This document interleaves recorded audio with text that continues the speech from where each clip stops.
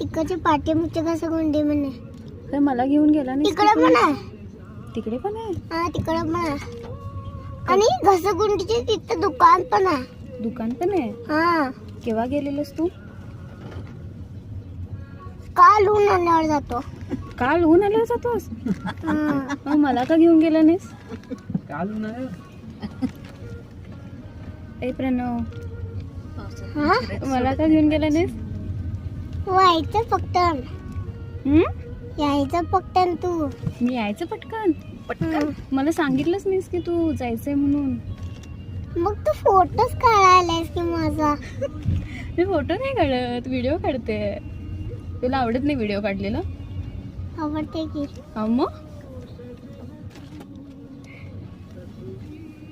प्रणव कसा दिसतो? प्रण डोळे बघ तुझे.